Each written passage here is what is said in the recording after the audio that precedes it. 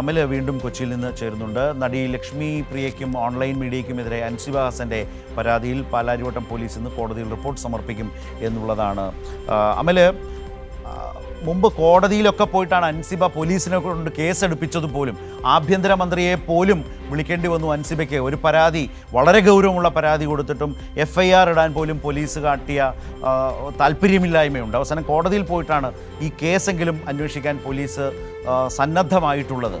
ഇന്നിപ്പോൾ ആ കേസന്വേഷണം പൂർത്തിയാക്കുകയാണ്.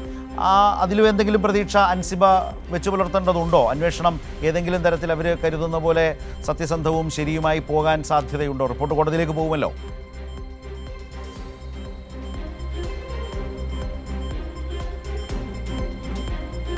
ശരത്, തീർച്ചയായും ഇപ്പോൾ ശരത് സൂചിപ്പിച്ചതുപോലെ തന്നെ മുന്നേ 2 തവണ, അതായത് ടിനി ടോമിനെതിരെയും ഒപ്പം തന്നെ ലക്ഷ്മി പ്രിയക്കെതിരെയും കേസ് കൊടുത്ത് പോലീസ് കേസെടുക്കാത്ത, അല്ലെങ്കിൽ പരാതി കൊടുത്ത് പോലീസ് കേസെടുക്കാത്തൊരു സാഹചര്യം ഉണ്ടായിട്ടുണ്ട്. ഇത് 3ാം തവണയാണ് എന്ന് തന്നെ പറയേണ്ടിയിരിക്കുന്നു. അതായത് ഈ ഒരു കേസ് എന്ന് പറയുന്നത് നടി ലക്ഷ്മി പ്രിയക്കെതിരെയും അതോടൊപ്പം തന്നെ ക്യാറ്റ് മീഡിയ എന്ന ഓൺലൈൻ മാധ്യമത്തിന് എതിരെയുമാണ്. ഈ ഒരു കേസിൽ അല്ലെങ്കിൽ പരാതിയിൽ പറയുന്നത് ഈ അൻസിബ മദ്യപിക്കുന്ന ആളാണ് എന്നൊരു വ്യാജ പ്രചരണം നടത്തി എന്നുള്ളതാണ്. അത് ഈ ഒരു മീഡിയയിലൂടെ അത് പ്രചരിപ്പിച്ചു എന്നാണ് ഈ പരാതിയിൽ അൻസിബ സൂചിപ്പിച്ചത്. ഈ പരാതി ലക്ഷ്മി പ്രിയക്കെതിരെ ഒപ്പം തന്നെ ക്യാൻ മീഡിയയുടെ ഭാഗമായി പ്രവർത്തിക്കുന്ന അതിൻ്റെ ഓണറായിട്ടുള്ള സുകുമാരൻ, ഒപ്പം തന്നെ അതിലെ അവതാരകനായിട്ടുള്ള സുരേഷ് എന്നിവർക്കെതിരെയാണ്.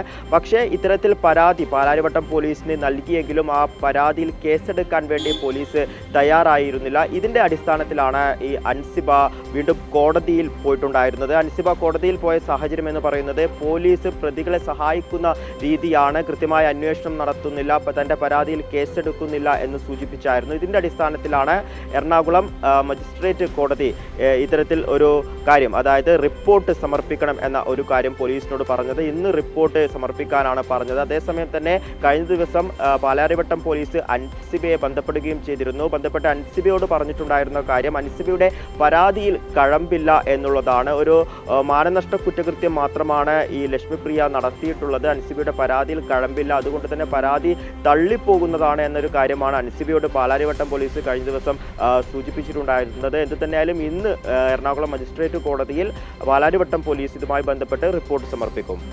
ഇതിലൊരു പ്രധാനപ്പെട്ട കാര്യം അമലിപ്പോൾ സൂചിപ്പിച്ചതുപോലെ പോലീസ് ഈ കേസെടുത്ത് ശരിയായി അന്വേഷിച്ച് മുന്നോട്ട് കൊണ്ടുപോകാൻ പരാതിക്കാരിക്ക് നീതി ഉറപ്പാക്കാൻ കഴിയുന്ന രീതിയിൽ പെരുമാറുന്നില്ല എന്ന പ്രധാനപ്പെട്ട വിമർശനം നിൽക്കുന്നു. ഇതൊരു മാനനഷ്ട കേസാണ് എന്ന് പറയുന്നു. മാനനഷ്ട കേസും ക്രിമിനൽ സ്വഭാവമുള്ളതും സിവിൽ സ്വഭാവമുള്ളതുമില്ലേ?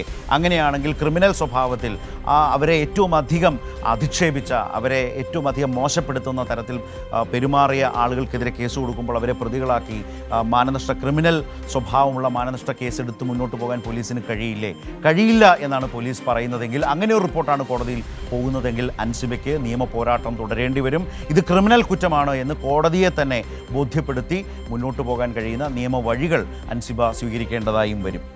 അമലാണ് വിവരങ്ങൾ നൽകിയത്.